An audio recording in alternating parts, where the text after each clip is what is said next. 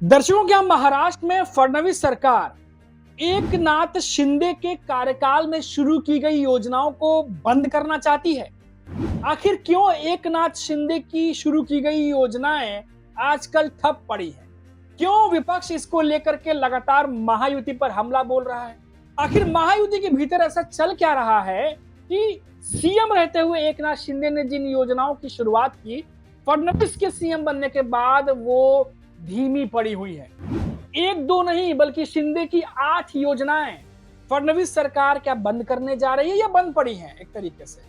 और विपक्ष क्या कह रहा है, सरकार को चालू क्यों बता रहा है, चालाक क्यों बता रहा है, ये सब कुछ आपको बताएंगे इस वीडियो में, क्योंकि भीतर से कुछ खबरें निकाल करके लेके आया हूं आपको, जो आपको जाननी चाहिए महाराष्ट्र सरकार के भीतर क्या कुछ चल रहा है।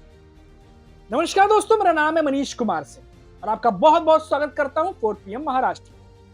महाराष्ट्र में मुख्यमंत्री एकनाथ शिंदे के कार्यकाल में शुरू की गई आनंद शिक्षा समेत कुल 8 योजनाओं को वर्तमान फडणवीस सरकार द्वारा बंद करने का आरोप अब विपक्ष की तरफ से लगाया जा रहा है। इस बीच मुख्यमंत्री मेरा विद्यालय सुंदर विद्यालय योजना को भी बंद करने की जानकारी सामने आई है। अब सवाल यहाँ यह उठ रहा है कि क्या फडणवीस सरकार बीजेपी नहीं चाहती कि एकनाथ शिंदे की कोई भी योजना चलती रहे ताकि उसका क्रेडिट एकनाथ शिंदे को ना मिले। जितनी भी योजनाएं चले वो सब बीजेपी की लाई हुई हो, बीजेपी की योजना चलेगी तभी तो प्रेस कॉन्फ्रेंस करके चुनाव में कैंपेन में उसको बता सकेंगे कि बीजेपी द्वारा लाई गई जो योजना है वो कितनी लाभकारी और जनहितकारी है। या फिर वजह कुछ और है, या फिर वजह यह है कि लाडली बहन योजना के चलते जो खर्च है वो इतना ज्यादा हो रहा है कि बाकी योजनाएं उससे सफर कर रहे हैं। या फिर देवेंद्र फडणवीस और एकनाथ शिंदे के बीच आपसी खींचतान है जो अब इस हद तक आ गई है कि एकनाथ शिंदे के द्वारा शुरू की गई योजनाएं भी अब उसकी बलि चढ़ती जा रही हैं।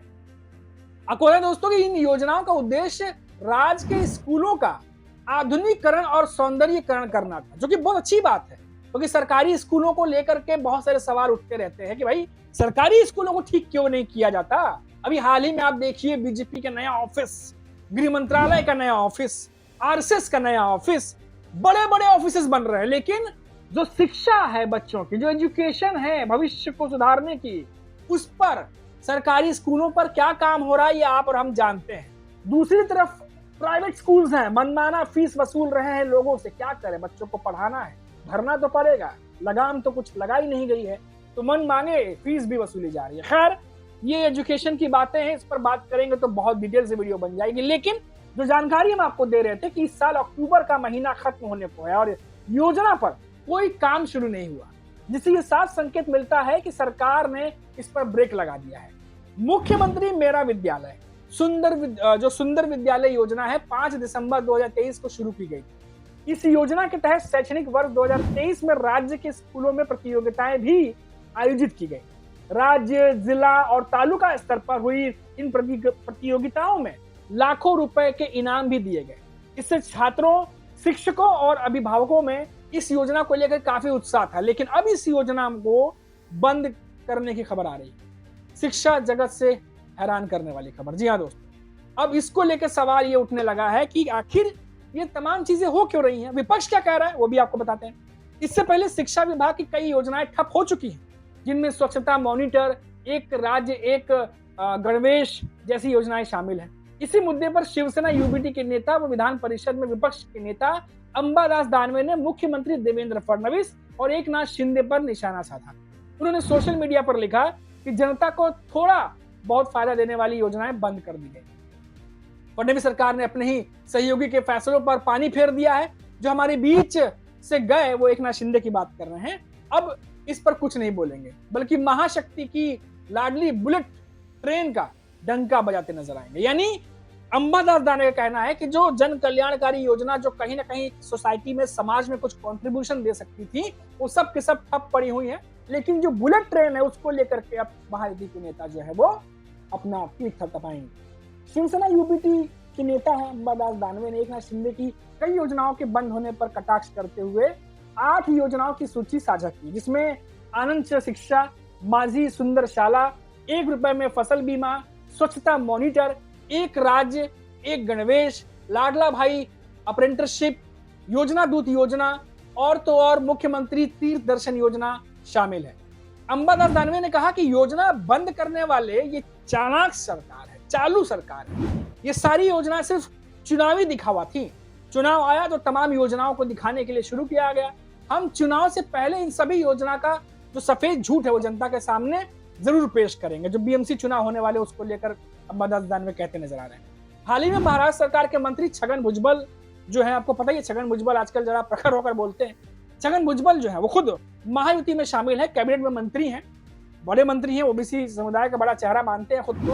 उन्होंने भी कहा कि मुख्यमंत्री माझी लाड़की बहन योजना जो है की वजह से अन्य सरकारी योजनाओं पर असर पड़ रहा है।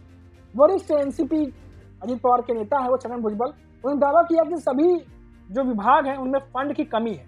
तो यानी क्या बाकी विभागों में भी सेम स्थिति है? क्या आने वाले समय में कुछ और योजनाओं पर भी इसका असर पड़ सकता है?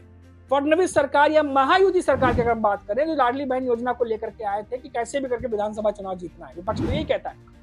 क्या इस योजना को अब चलाना जो है मजबूरी हो गया है? क्योंकि अभी 2-2.5 महीने बाद फिर से महाराष्ट्र में चुनाव है और इस समय अगर लाडली बहन योजना को बंद करते हैं तो बहुत ज्यादा परेशानी बीजेपी को हो सकती है। हो सकता है कि आने वाले समय में बहुत बड़ा झटका लग जाए, क्योंकि जैसा कि विपक्ष हमेशा कह रहा है कि भाई ये तो योजना विधानसभा चुनाव जीतने के लिए लाई गई थी, अब अभी बंद कर देते हैं तमाम परेशानियों के बावजूद, तो फिर जनता को लगेगा भाई विपक्ष सही कह रहा था फिर तो ये भी एक बड़ी परेशानी है। लेकिन अगर लाडली बहन योजना चलाते हैं तो जैसा छगन भुजबल कह रहे हैं बाकी विभागों में फंड की कमी है, बाकी योजनाएं जो है वो स्पीड उसकी धीमी पड़ चुकी है, रफ्तार धीमी पड़ चुकी है, बंद होने के दायर पर है।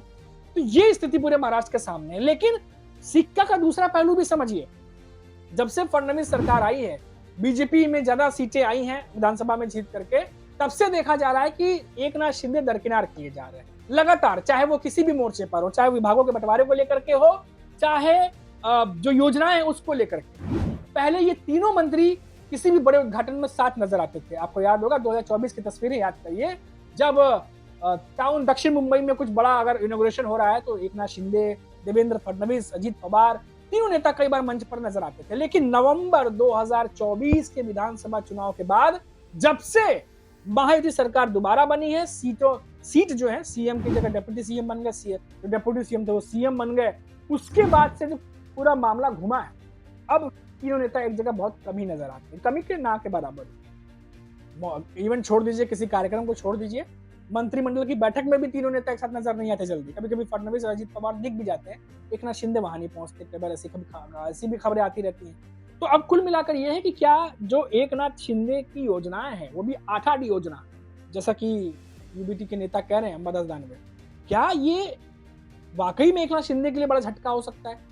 क्योंकि अगर इनकी रफ्तार धीमी पड़ी है, क्योंकि इन्हीं योजनाओं के द्वारा अगर ये योजना चल रही होती और लोगों का भला हो रहा होता इस योजना के द्वारा, तो निश्चित तौर पर एकनाथ शिंदे को फायदा पहुंचता। एकनाथ शिंदे इसके बारे में बात भी करते चुनाव कैंपेन में, क्योंकि ये सारी की सारी योजनाएं धीमी हो गई है, बंद होने के कगार पर एक तरीके से।